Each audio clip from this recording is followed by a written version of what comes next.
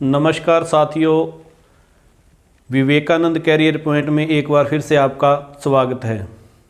वर्ण विचार भाग 2 लेकर हम फिर से हाजिर हैं। हम बात कर रहे थे स्वर की। तो अब तक आपने पढ़ा है कि स्वर हैं वो कितने होते हैं, इनका वर्गीकरण किस आधार पर होता है।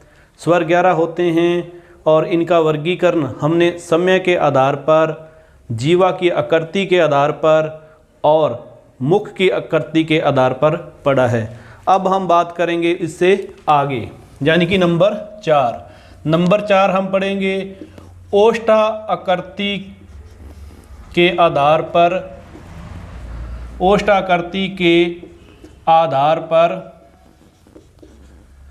स्वर के भेद।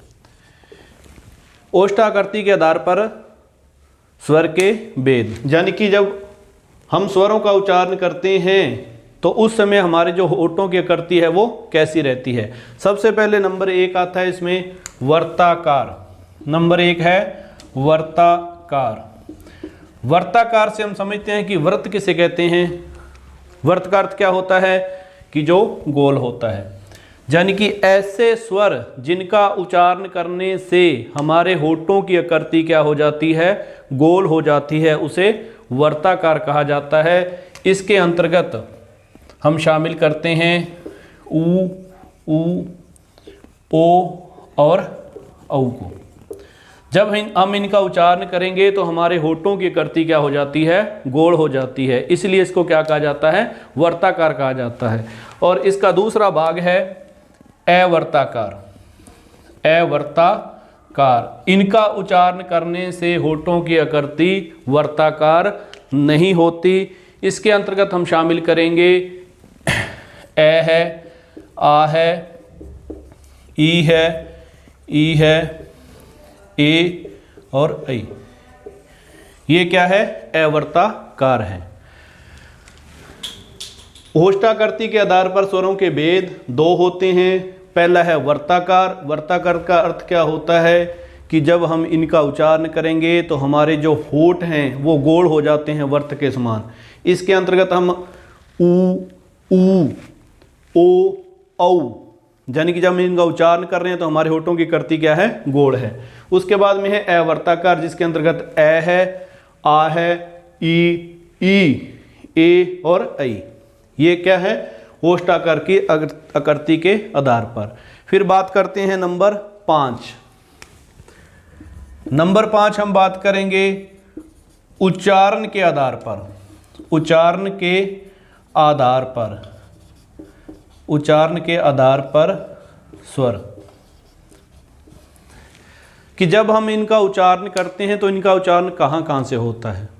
हम देखते हैं कि किन्हीं भी स्वर या व्यंजनों का उच्चारण हमारे इस गले से ऊपर तक होता है।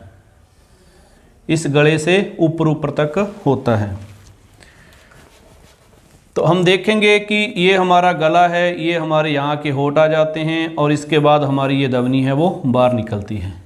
तो इस गले यानी कि इस कंठ से लेकर इन होठों तक इनका उच्चारण कैसे होता है, उसको उच्चारण के आधार पर बांटा गया है। इसके अंदर नंबर 1 हम बात करेंगे कंठ है। कंठ है स्वर, यानी कि वे स्वर जिनका उच्चारण कंठ से होता है, वे स्वर जिनका उच्चारण कंठ से होता है। इसके अंतर्गत हम शामिल करेंगे ए और आ को। इसको हम बोल के देखते हैं ए आ। ये हमारा क्या है, कंठ है, इनका उच्चारण यहाँ से होता है। नंबर 2 है इसमें तालव्य। तालव्य स्वर, कि इनका उच्चारण किससे होता है, तालु से होता है, यानी कि जो हमारी जीभ से ऊपर उठा हुआ भाग है उसको तालव कहा जाता है। इनका उच्चारण वहाँ से होता है। इसके अंतर्गत शामिल किया जाता है ई और ई को। नंबर 3 है ओष्ठाकृति के आधार पर। ओष्ठा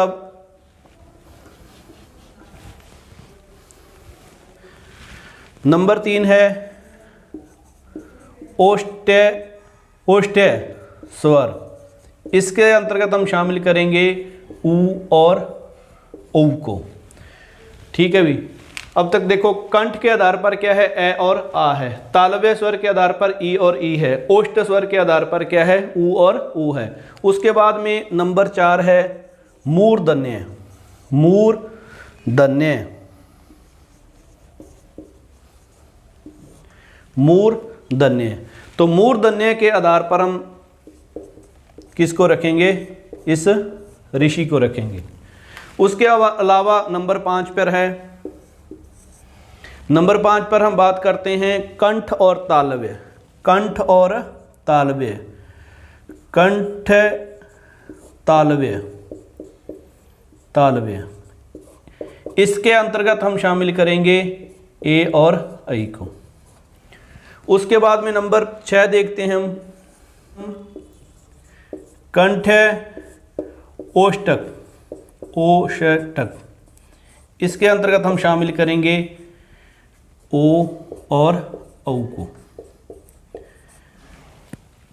उच्चारण के आधार पर हम स्वरों को बांट रहे हैं। कंठ स्वर ए और आ ही होते हैं। तालव्य स्वर ई और ई होते हैं। ओष्ठ स्वर ऊ और ऊ होते हैं। मूर्धन्य ऋषि होता है। कंठ तालव्य यानी कि कंठ और तालव दोनों सक्रिय होंगे जब हम इनका उच्चारण करेंगे, ए ऐ। उसके बाद में कंठ ओष्ठक यानी कि कंठ और होठ दोनों सक्रिय होंगे जब हम ओ और औ का उच्चारण करेंगे। तो ये तो था हमारा स्वरों का वर्गीकरण। बात आती है कि इनके वर्गीकरण में से प्रश्न कैसे पूछे जाते हैं, या आपके मन में ये भी प्रश्न उठ रहा होगा कि इसके अलावा जो अंग और अह होता है उनको क्या माना जाता है, उन्हें स्वर माना जाता है या व्यंजन माना जाता है, या किस श्रेणी में उनको रखा जाता है। सबसे पहले हम उन्हीं की बात कर लेते हैं। इसके अलावा हम देखते हैं कि एक अंग और एक अह, ये दो और ध्वनियाँ होती है जो जब हम स्वर लिखते हैं तो उसके साथ ही लिखी जाती है। इस जिस प्रकार से हमने ये स्वर लिखे हैं भी, उसके साथ में इन दो ध्वनियों को भी हम देखते हैं, इन दो ध्वनियों को भी हम देखते हैं। तो हमारे दिमाग में ऐसा प्रश्न उठता है कि इसको फिर किस में शामिल किया जाएगा। ना तो ये स्वर है ना ही ये व्यंजन है भी। हम जब पढ़ते हैं तो ये दो ध्वनियों को भी हम देखते हैं। इन दोनों ध्वनियों को क्या कहा जाता है, इन दोनों ध्वनियों को अयोग्यवाही कहा जाता है। अयोग्यवाही, अयोग्यवाही का अर्थ होता है ना तो ये स्वर के में शामिल है और न ही ये व्यंजन में शामिल है। न तो ये स्वर है न ही और ये व्यंजन है, इन दोनों के बीच की कड़ी है, इन दोनों को जोड़ने का काम करते हैं, इसलिए इनको अयोग्यवाही कहा जाता है। अब बात करते हैं अंग। ये क्या होता है, इसकी मात्रा इस प्रकार से होती है। इसको क्या कहा जाता है, अनुनासिक, अनुनासिक। और इसका इस प्रकार से दो होती है, इसको क्या कहा जाता है, विसर्ग, जो हम विसर्ग संधि के अंतर्गत देखेंगे। जो विसर्ग संधि है वो यही है। ठीक है। उसके बाद में हम देखते हैं कि इन दोनों के उच्चारण के लिए किसकी आवश्यकता पड़ी है, स्वर की। ये किसके साथ उच्चारित हो रहे हैं, स्वर के साथ उच्चारित हो रहे हैं। तो इनका उच्चारण किनके साथ होता है, स्वर के साथ होता है। स्वर के साथ तो होता है, लेकिन इनका उच्चारण होगा कब, स्वर के बाद में होगा।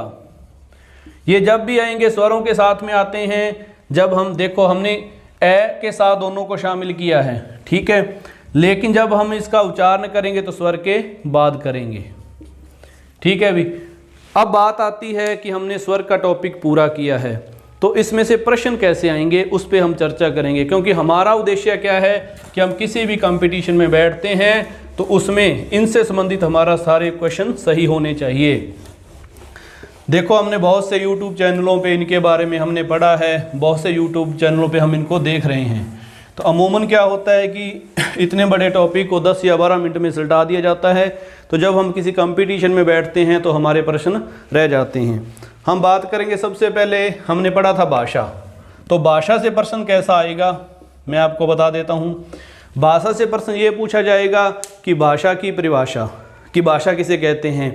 व्यक्ति अपने जो मन के भाव है उनको व्यक्त करने के लिए जिस माध्यम की सहायता लेता है उसी को भाषा कहा जाता है। अपने विचारों को व्यक्त करने का माध्यम, अपने विचारों को व्यक्त करने का माध्यम, अपने विचारों को व्यक्त करने का माध्यम वो क्या कहलाता है, भाषा। ये इसकी परिभाषा लिखी होगी। व्यक्ति अपने विचारों का आदान प्रदान करता है, व्यक्ति अपने विचारों को व्यक्त करता है, अब व्यक्ति अपने विचारों को दूसरों के सामने रखता है, वही क्या कहलाती है, भाषा कहलाती है। नंबर 2, इसके रूप पूछे जाते हैं कितने हैं भी, तो इसके 2 रूप होते हैं। बात करेंगे हम पहला रूप मौखिक और दूसरा क्या होता है, लिखित। दूसरा है लिखित। भाषा के कितने रूप हैं, 2 रूप हैं। नंबर 1 है मौखिक और नंबर 2 है लिखित। याद रखना, पहले मौखिक आता है फिर लिखित आता है। हो सकता है कि ऑप्शन में दोनों दे दिए जाएं, इधर लिखित लिख दिया जाए और इधर मौखिक लिख दिया जाए, मौखिक। ठीक है भी, ये डैश लगा, ये इकट्ठे आएंगे। मान के चलो ये हमारा ए ऑप्शन है और ये हमारा बे ऑप्शन है, तो इसमें सही कौन सा होगा, ये वाला। क्योंकि कोई भी व्यक्ति पहले मौखिक सीखता है उसके बाद में लिखना सीखता है, पहले लिखना नहीं सीखेगा फिर मौखिक नहीं सीखेगा। इसलिए क्या होगा, पहले मौखिक सीखेगा फिर लिखित सीखेगा, इसका क्रम याद रखना है। ठीक है, उसके बाद में भाषा से संबंधित यही 2 क्वेश्चन बनते हैं भी।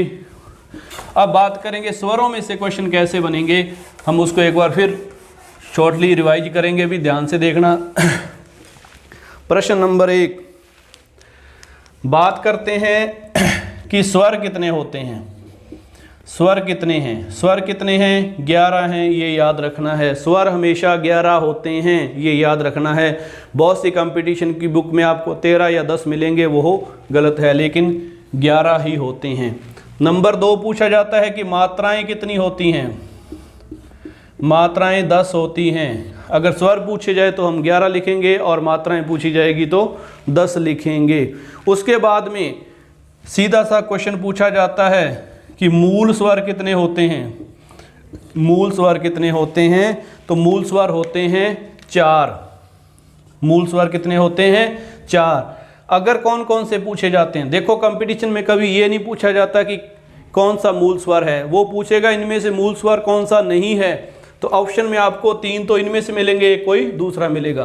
तो ये मूल स्वर कौन कौन से हैं, ए है, ई है और ऊ है और ऋषभ है। ये क्या है, मूल स्वर है। अब नंबर बात ये आती है कि इसी को क्या कहा जाता है, हर्षव स्वर भी कहा जाता है। इनकी संख्या भी कितनी है, 4 है। इन्हीं को क्या कहा जाता है, लघु स्वर भी कहा जाता है। लघु स्वर भी कहा जाता है। इनकी संख्या भी क्या है, 4 है। तो इनसे क्वेश्चन कितने बन रहे हैं हमारे, 3 बन रहे हैं। एक चौथा क्वेश्चन और बनेगा कि एक मात्रिक, एक मात्रिक।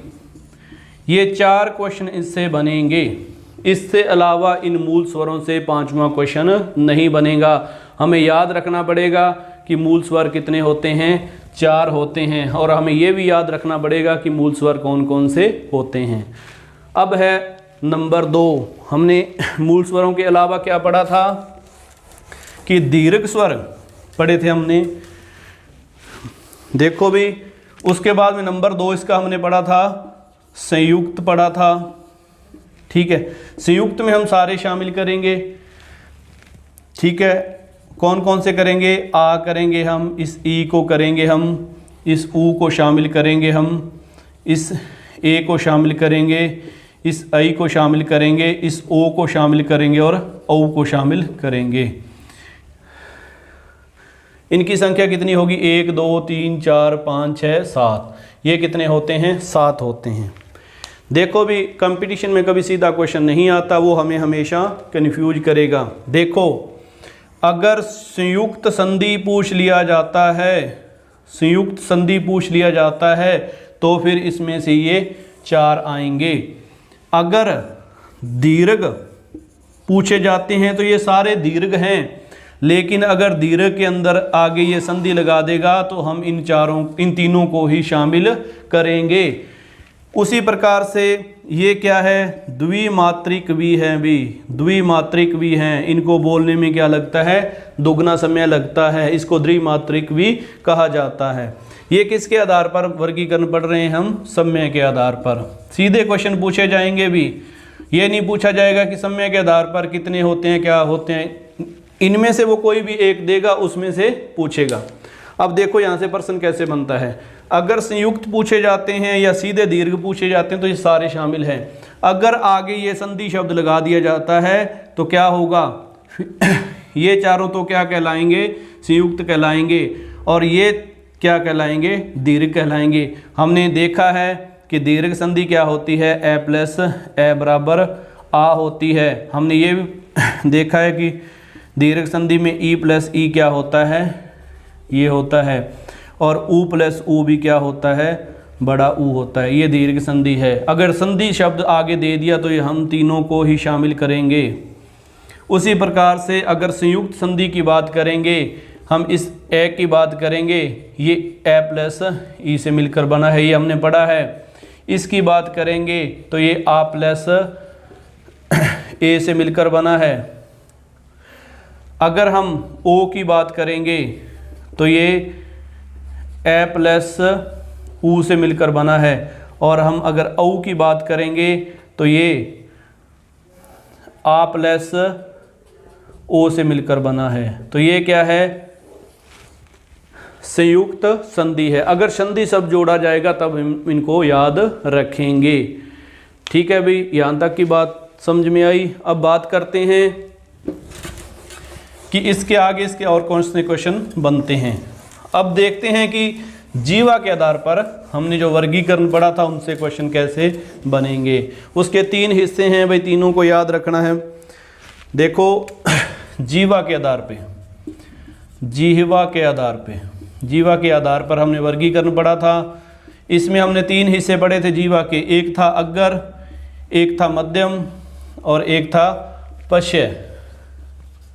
ठीक है भाई, सीधा क्वेश्चन पूछेगा कि अग्र भाग से उच्चारण किसका नहीं होता है, नहीं होता है। नहीं होता है का मतलब कि 3 तो ऐसे दिए जाएंगे जिनका अग्र भाग से उच्चारण होगा, और एक ऐसा होगा जिसका अग्र भाग से उच्चारण नहीं होगा। इसके अंतर्गत हम शामिल करते हैं ई ए ऐ और इस ऋषि को। मध्यम भाग में सिर्फ एक ही है, ए। इसका प्रश्न ये बनेगा कि मध्यम भाग, जो जीवा के आधार पर मध्यम भाग से किसका उच्चारण होता है, तो सिर्फ ए की बात करेंगे। जब हमें ये याद है इतने, तो हमें जो बचेंगे वो किसके अंदर रखने हैं, पश्य के अंदर रखने हैं। तो इसमें हम देखेंगे कि क्या आएगा, आ आएगा, उसके बाद में ऊ आएगा भी, उसके बाद में हम देखते हैं कि ओ आएगा, और उसके बाद हम देखते हैं औ आएगा। ठीक है भी, जो इनमें से बचे हैं वो वहां आ जाएंगे। देखो, इनके काउंट करके देख लो, 1 2 3 4 5 6 7 8 9 10 11, 11 के 11 स्वर हमारे आ चुके हैं।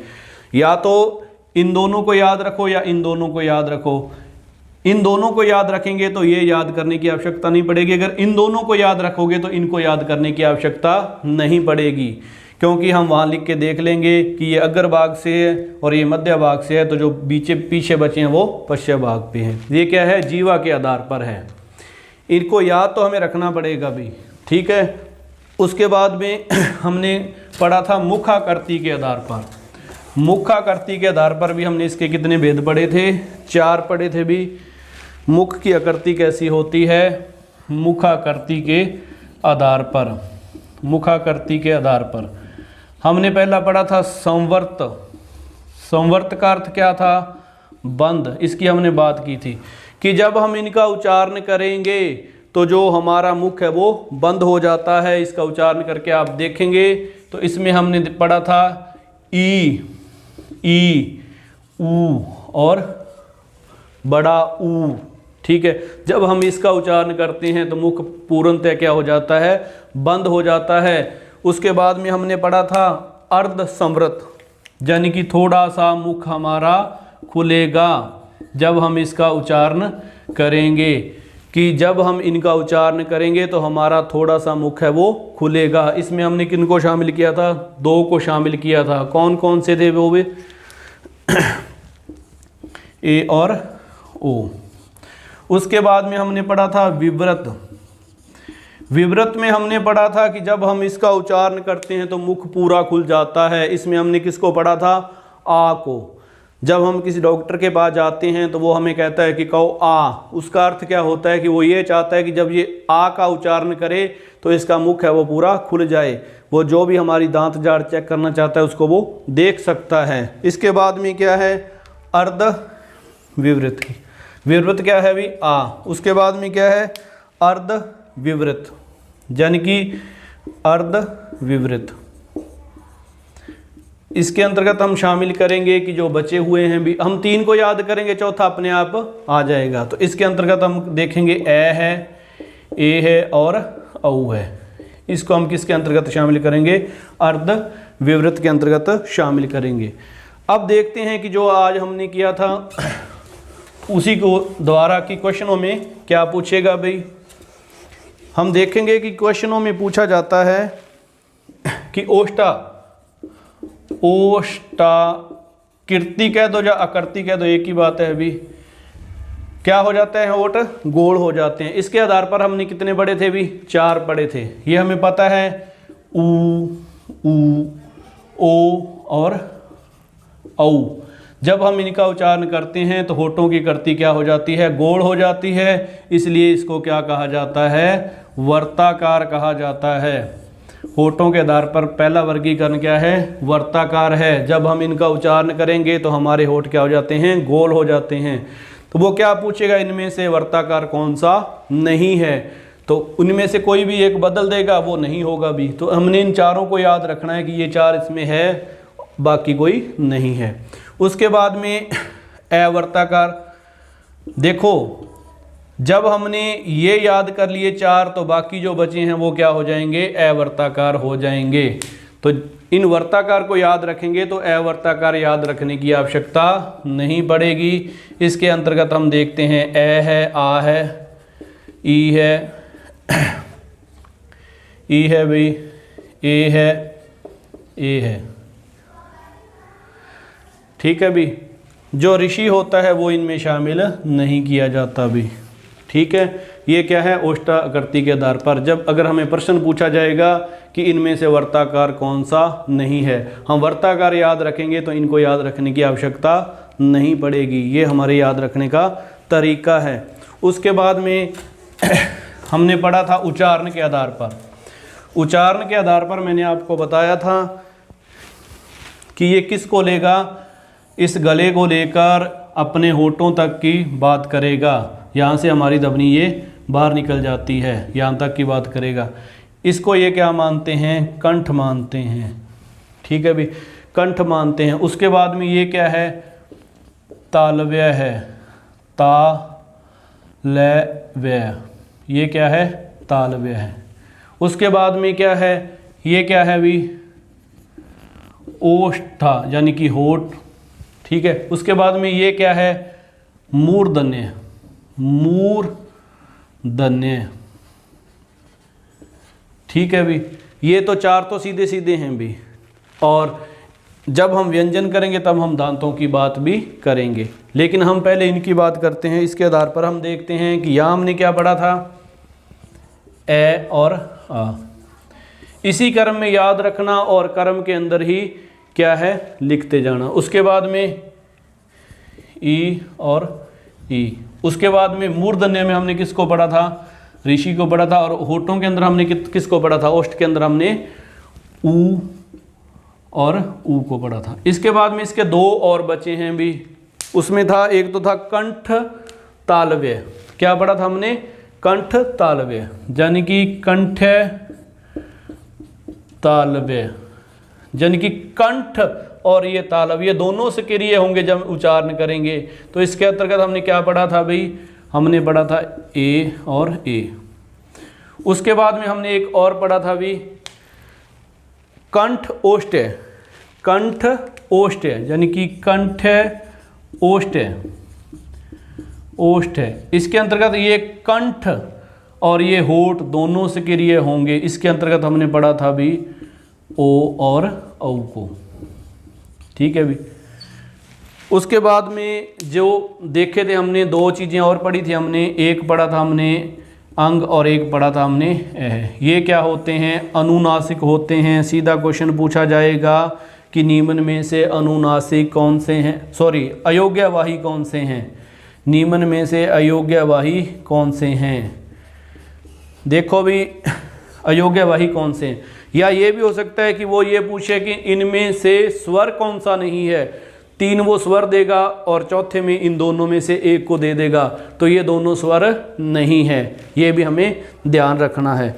उसके बाद में हम देखते हैं कि एक इस प्रकार से चंद्र बिंदु होता है भी, ठीक है, इसको क्या कहा जाता है, इसको अनुनासिक कहा जाता है, इसको अनुनासिक कहा जाता है। ठीक है भी। और इस अकेले को क्या कहा जाता है, अनुस्वार कहा जाता है, अनुस्वार कहा जाता है। ठीक है भी। इसको क्या कहा जाता है, विसर्ग कहा जाता है, इसको विसर्ग कहा जाता है। और इसको क्या कहा जाता है, अनुनासिक कहा जाता है। और अनुनासिक का अर्थ क्या होता है कि जब हम इन ध्वनियों का उच्चारण करेंगे तो वायु है वो नाक और मुख दोनों से बाहर निकलेगी, यानी कि नाक और मुंह दोनों सक्रिय रहेंगे, उसको क्या कहा जाता है, अनुनासिक कहा जाता है। व्यंजनों के जो भी पांचवें अक्षर हैं वो क्या होते हैं, अनुनासिक होते हैं। तो ये क्या है, अनुस्वार है, ये विसर्ग है। विसर्ग वही है जो विसर्ग संधि वाला है, इसको ऐसे किया जाता है और इसको इस प्रकार से व्यक्त किया जाता है। इसी के साथ हमारा स्वर का ये टॉपिक कंप्लीट होता है।